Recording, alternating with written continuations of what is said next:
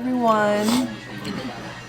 Welcome to the long-awaited podcast, Game Changer podcast episode. We are coming to you from Pic-A-Lilli INN. Is it Pic-A-Lilli INN? Pic-A-Lilli INN. Pic-A-Lilli INN. Fabulous wings here. Husband here, J.O. Jupiter. Wanted to do a vlog, and the people spoke and they said that this place has really great wings, which they do. So watch his video for that. And we decided to also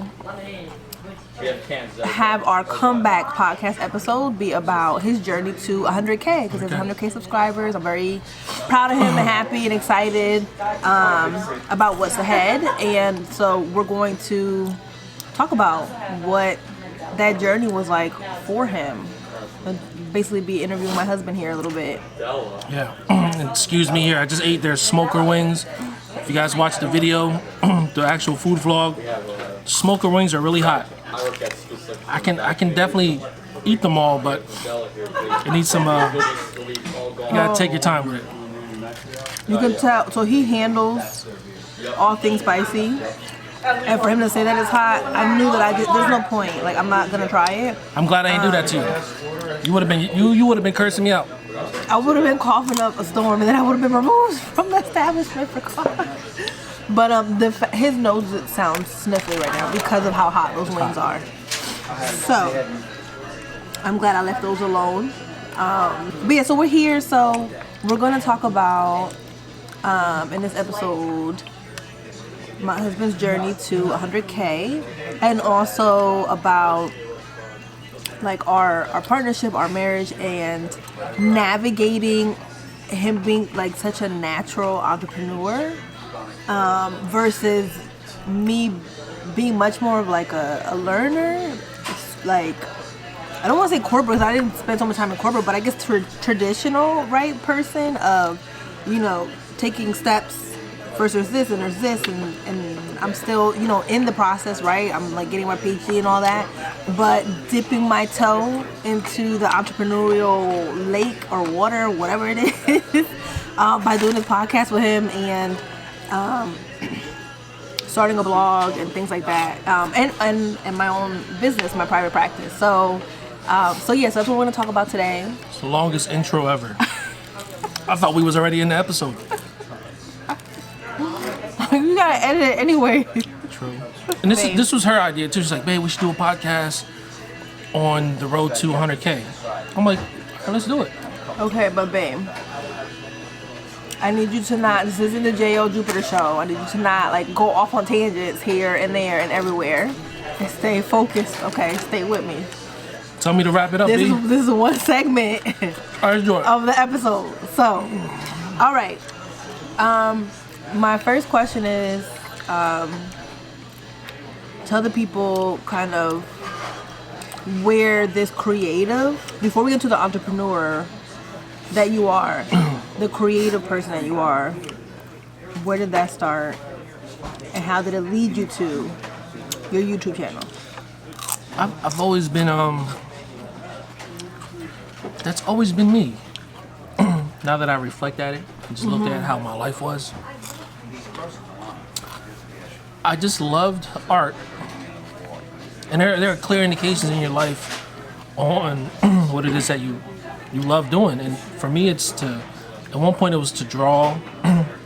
Another season of my life, I love to listen to music and create music, write songs. Just more like just the creative process. That's what I just love to do. And so as far as this particular journey, I looked at how, you know, God prepared me for this one was like 10 years ago when I started my so-called music career. And then things happened that led me to learn the camera. And then I just got hooked onto it. You was there. My wife was there for the whole thing. From the moment I bought a camera to the moments I've just stayed up all night. What inspired you though?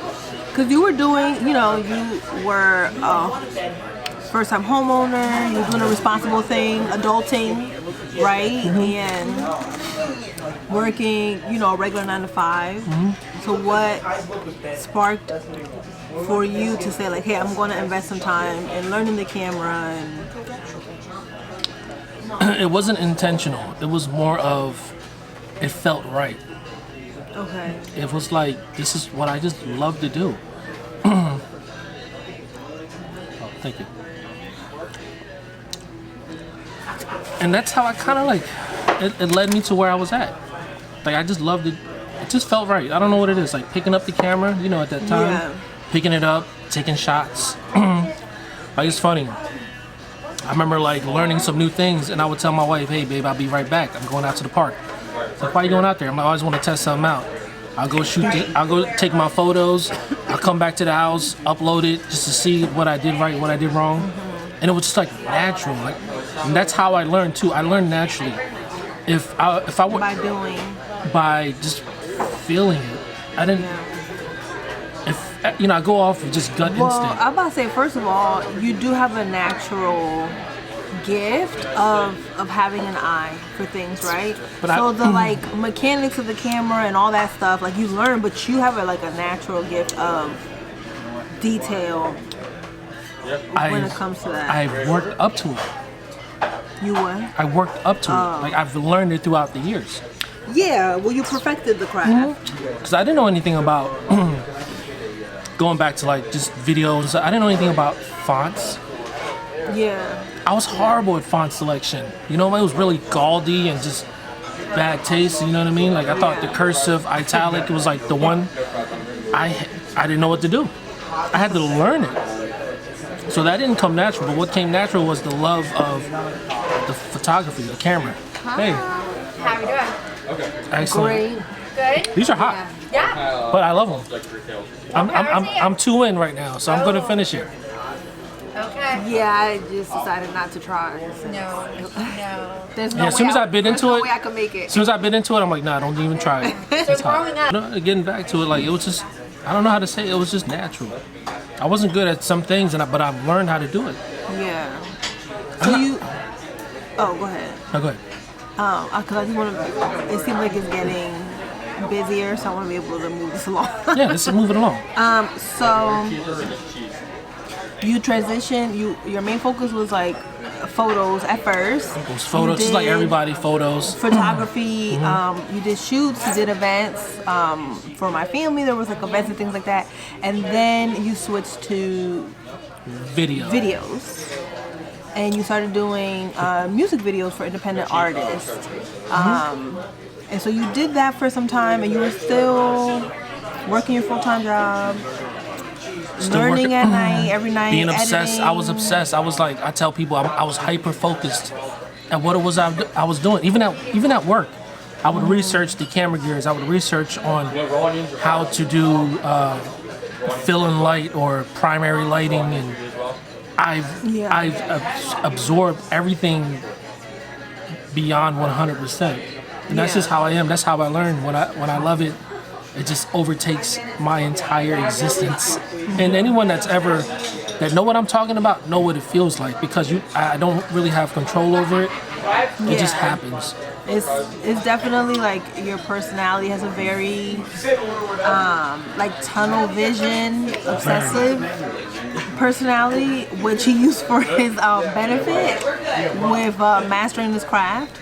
So you transitioned from photos to videos. You were doing videos for other people, and then there was another shift that happened where you decided that you weren't really into that anymore. And that you wanted to do something different. So where did the vlogging idea come from? It came because I got burnt out dealing with artists, dealing with people that, first of all, the video game, not video games, but the actual, I'm about to say, I'm like, wait, where are we going? the whole, the camera or the videography game was so watered down that I started seeing the trends of it. It wasn't watered down when I left, but it was getting watered down because everyone, it was so competitive. Really, even now, it's so competitive. Like, people would charge like $50 to do a music video, and then the artist would be like, that's good enough, but not knowing someone who charges $1,000, they bring a certain type of value to their brand. You know what I mean? We know now why you left that, right? Why you didn't do that anymore. What I'm saying is that you had an open option of choices, right? So like, why did I get into it? Doing weddings, doing whatever. Why is it food vlogging? What about food vlogging kind of spoke to you that you chose that out of other? I just love. I mean, I love food, right? We love food. Yes. But I needed to make anyone that does camera work for people. It's tough for us to grow. So I needed to turn myself into a brand, and by doing that, I needed to, help empower others. When I do videos for politicians, nonprofits, artists, commercials, I would see them just kind of like, take off, or maybe they don't take off. But I was tired of that. I felt like I had this power here that I could empower myself, and I needed to turn the camera on myself because I would see certain people just mess up on camera so much. I'm like, yo, it's so easy to do. I'm like, let me turn this on myself. I got the skill sets for it. There's this thing called YouTube. I love food, and I'm not really the type that does any type of shock type of content, like World Star, people fighting. I'm like, let me just do food. I love food. I'm willing to try anything out. So that's what I've done, and we love food. Love food, love culture. So we're willing to travel. So that's how it came about. Like I just had this, I had this skill set that everybody wanted, and that was worth a lot of money to them. But for me, it was like something I built within a 10-year period. I'm like, let me make myself into a brand, and it took some time. I wasn't the most comfortable in front of a camera. Sometimes when you started out, did you think about this marker, like this milestone, from the beginning about 100K, or that kind of came as you saw, like, wow, like my channel actually is growing now. Now I have this goal. I didn't really think I was gonna get here that fast, because YouTube is so tough. YouTube, like, if you can make it on YouTube, you can make your content is golden everywhere. Yeah. I've seen people go viral on TikTok, but they can't pass a certain amount on YouTube. But if you have YouTube, you can definitely, if the YouTube numbers can translate into everywhere else. Yeah. Something about the algorithm, something about their followers, something special about you. If you get 100,000, that's special, but if you get 1 million, that's really special. Yeah. But when I first started out, I didn't know what I was gonna do, babe. Like, I just did it because it was fun. Yeah. I remember when you did, I don't know how many like food videos you had done by then, but when you did the vlog of like our baby shower, and you just kept going, like you just stuck with it. It was a newfound passion. Yeah. I was doing like 4 or 5 videos a week. Yeah. And people couldn't keep up. Even my viewers couldn't keep up with it. Yes. Yes, we're good. Thank you. Can I get water, please? Yeah, another glass of water. Yeah, and that's actually like a wonderful segue into the second portion of this, which is about your work ethic and your creative process or productivity flow versus mine is very different, right? So because it's been months now since we last put out an episode. This was something that we did because like I was really interested in starting something, and you're very much like this go-getter of like let's just do this, right? And we did. And then I started teaching 4 classes and starting a private practice. And, people ask me where working on my dissertation. There's people be like, "Where's your wife?" I need your wife, and I'm like, "Yo, I wanted to be like, bitch, my wife got a life, man. She ain't messing with this YouTube shit." That's what I really want to be like. So I had a lot on my plate this past semester, and it was extremely stressful. I learned a lesson and gained some experience, and got to teach again. I hadn't been an adjunct professor for a little bit, like I don't know, a couple years or whatever. So it was very exciting. Thank you. To do that again, and I realized how much I truly enjoyed it. But then there was still this piece like kind of gnawing at me that was like missing, because as someone who also loves being creative as well, but I have kind of shut that part off from my life for a long time, because it was kind of, you know, instilled in me by like my family, my parents, that you need to study hard, work hard, and, you know, become a doctor. I didn't become the medical doctor because I sucked at science. Freaking biology 101 in college ruined me. But I am getting, you know, my doctorate in counselor education. So getting there, and it was, you know, something that was for them first, but, you know, now it's something for me. And despite pursuing that, because I am a lifelong learner and student, and I do love and value education a lot, this piece of creativity was missing. And so seeing you basically immerse yourself completely into that world and stay consistent and build within that, like, inspired me to try to like start to incorporate that into what it is I'm doing, right? Because, you know, when I was younger, I loved drawing. I mean, I wasn't amazing at it. Like, I could do like cartoons, but that's about it. But I loved drawing. I loved performing the most, like acting. I can't sing, but if you give me a mic for karaoke, you can't tell me otherwise, because I will perform regardless. It's true. But because I just love the arts, like music and the arts, especially acting and all that stuff. So in doing this podcast with you and getting more into writing, like I loved reading. I was a bibliophile for a big part of my life. And then grad school and doc program, kind of, you just get tired. It just ruins you because you're just reading for your work. And so you don't read for pleasure anymore. I'm trying to get back into that. But it was like a big piece that was missing for me. Like, I didn't have that like creativeness, that creativity. How we doing over here? We're good. Perfect. All right. Yeah. Couple boxes. Yes, please. 4 boxes, it looks like. Maybe 3. You we can could do 2. You can do 2. This one needs to be that by one's- itself. Yeah, I can't The eat that smoker. one. Oh, yeah, So seeing you was inspiring for me to be able to be like, all right, I don't know what this is gonna look like, because I have all these different roles in terms of like wife, mother, doctoral candidate, adjunct professor, licensed professional counselor, like mentor, like all these different things that I do, and I realized that I wanted to be able to fit that creative piece as well, and to thank you very well.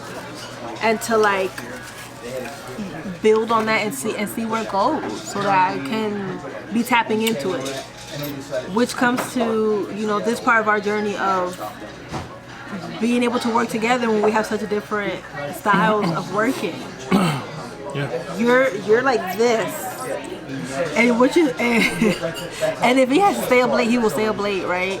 And what you say to me for like yesterday about me staying up, so I like my sleep, y'all. That's like Sleep is like money to her, man. I've been trying. I try to stay up, but like now sleep comes second to food though. Now, because I can't. Yeah, I mean, when you sleep for that long, you get hungry. I had to. No, but I mean, if I were to choose food over sleep or sleep over food, like if I had to choose, it would be food.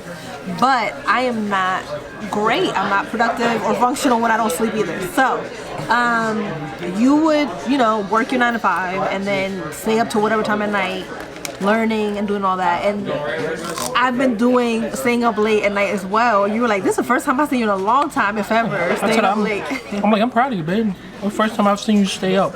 But that's because I had a deadline, because I needed to have grades submitted by today. But it did show me that I am capable of it. But with that though, the following day today, there's a shift, right? In the way that we were able to get out the house and get the baby ready and all that stuff, right? So there's like a lot of things are affected, kind of like a domino effect for me, because I have a running kind of list in my mind of everything that needs to be done when it concerns our family and our household, in addition to like my work and the different roles that I have. So we are navigating right now this partnership and what it's supposed to look like. I'm crazy.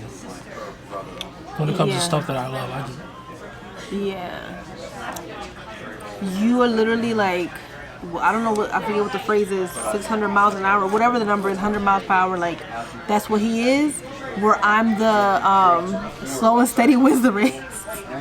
yeah. Like, I'm the marathon runner and I need to pace myself or I will become overwhelmed and shut down, or burn out, one or the other. And so I think that's where I decided to like get a calendar so that we can have somewhere to meet in the middle, right? That like if schedules work for me, like structure and routine, I kind of strive better in. Whereas with you, you don't need that routine. You're kind of very flexible and more so kind of I go with the flow, man. yeah, which can drive But- me insane sometimes. But I must say, I never said this publicly or anything, but I think with me in the past, I'd say like 8 years of me focusing on this, the camera, the channel, I felt like it caused a rift in certain relationships, not with you, but just like with my associates. Me too. We still together. Oh yeah, that's true. But you got my It nerves. caused a rift. I'm not talking about that. That's different. You know what I was doing. I feel like, just so you know, once you're focusing on yourself, it may cause a rift. I feel like it caused a rift between relationships with friends, associates, because you don't have the time Yeah. to do the normal things that y'all used to doing. And so the other party would probably take offense to it, or vice versa or something like that. But it's, like once you get hyper focused, man, like you don't do the same things no more because you see there's a certain light at a certain tunnel that you would want to go and achieve. And people may change. You're gonna change. Yeah. But that's what comes with the territory. So the past year, I've focused in on this particular goal. I accomplished it. But to go through all that, I had to shut everybody out. Not purposely, it's like more like that's my But you mental had like capacity. blinders on because you had a vision and Yeah. like goal that you were focused on and that you were pursuing. So that's what you go through. Like I don't want to it was tough to be buddy with everybody. Yeah. I just couldn't do it. Yeah. So And it impact, our household too, because even though like you're an amazing dad and you take really great care of JL, there are still, with all that you've done, there's still like a dozen other things in my mind of what more you could be doing, right? Because that's how my mind thinks. And you were very focused on keeping, our child alive and happy and feeding him and all that. But I'm like, whoa, why don't you do this or make his baby food, or why don't you, fry an egg or do something? why don't you go grow a garden? Why don't you go Which we did. Why don't you go? Why don't you garden go? this past summer. Why don't you go y'all. paint the house? Do you want anything else? No, I'm fine. Yeah. Oh, I'm good. I'm good, thank You you. have cash? You have cash? I do have fashion. How much? Like 32 or 31. Should be good.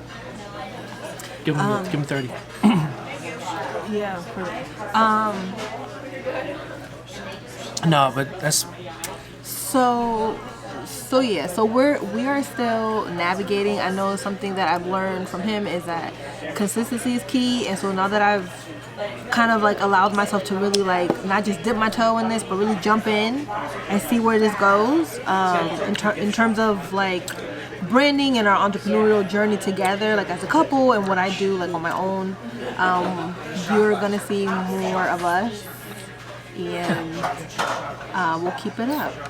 But so the last thing is aspirations, right? What is the vision for 2021? Like what goal do you want to, next marker kind of that you want to be able to reach, or goal you want to accomplish? I mean, YouTube numbers is only going up, but I love to reach 250,000 by next December.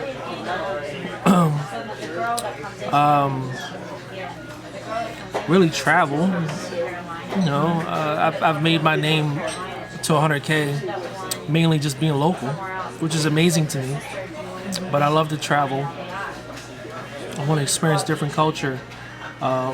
There's some other things that I don't want to get into and tell you guys like the whole plan of it all. But definitely the number 250,000, and you guys better just get used to this face, cause it's gonna be. He ain't going anywhere. Not going nowhere. God willing, it's gonna be this face and this brand is going everywhere, and you know, hopefully I can be on shows and stuff like that. But you know, I'm not in no rush. I'm like the great thing about entrepreneurship and being your own boss is that I'm just gonna do what's best for my family. Like, I'm not in Hollywood or nothing like that. I don't plan on being in Hollywood. Like, that's not my goal. But if Hollywood come knocking and the price is right, maybe. But like, as far as what I'm doing now, like, it's a beautiful thing. I can go eat somewhere, vlog it for like an hour, come back home, and be good. That's the life. That's the goal right there. That's the goal. So just want to travel, eat. I'm hoping to. My goal for us is to have more consistency with the podcast and grow that and grow a community, and being able to. I'm gonna teach her how to edit. She's gonna be a beast. He's gonna teach me. I think he should just save my time and just edit it for me. But I am kind of curious to learn it, so we'll see how that goes. If you're able to, you already have the MacBook Pro. So we'll see how that goes. But yeah, I'm just excited to. I am in transition right now in regards to finishing up this doctoral journey. So I'm just excited to see what is up next year in regards to that. So Yeah, better get used to this face too. yeah, we'll see where that goes. But yeah, so well, thank you, babe. Proud of you. I'm happy and excited Thank you. for what you accomplished and what's to come, and looking forward to us continuing to build together. Oh yeah, the other goal of mine is to buy us a new house. So Yeah, we want to move. It'd be nice. So as much as we love eating out, we also really love cooking. Like, he's actually a pretty good cook. He makes a huge mess, but he's a really great cook. I clean as I go. He does not. But so we would like to be able to. Hold on. You can't throw that shot at me. Yo, you want to hear something funny? It's true. I'll be having conversations in my head. There be days we don't ever cook, and we end up still having dishes. Like, how's that possible? Like, we would eat out. We're home. We would eat out, and we won't use the kitchen for like 2 days. And I come home, she's like, "You need to wash your dishes." I'm like, "We didn't even cook." Because we're home all day. So No, that's like cups. Also, you tend to collect. No, I collect them. You just leave cups everywhere, and they end up in the sink. And you be like, "Where do these come from?" I'm not talking about cups. I'm anyways. talking about like Tupperware and all that stuff. Like, I be making snacks and stuff. What you mean? no, I'm talking. We don't eat in the house at all. Yes, we do. That's where the dishes come from. Anyways, so thank you everyone for joining us on this comeback episode. Looking forward to many more episodes, and Let us know what you building think, though. together. Yeah, let us know what. Let us know. Do you guys like this setup where we go out and eat and then do our podcast, or do you like the studio setup how we had before? Let us know what you prefer. But also, we're in a pandemic, so regardless of what you say, if it shuts down over What? here, we will be at home. Green screen. Okay. We can do a green screen effect. You guys want us to be in Paris? Let's do it. I Green have screen. asthma, so Green screen. This was risky enough for me as it is. So, anyways, thank you everyone for joining us. We will see you next time. Bye. Peace.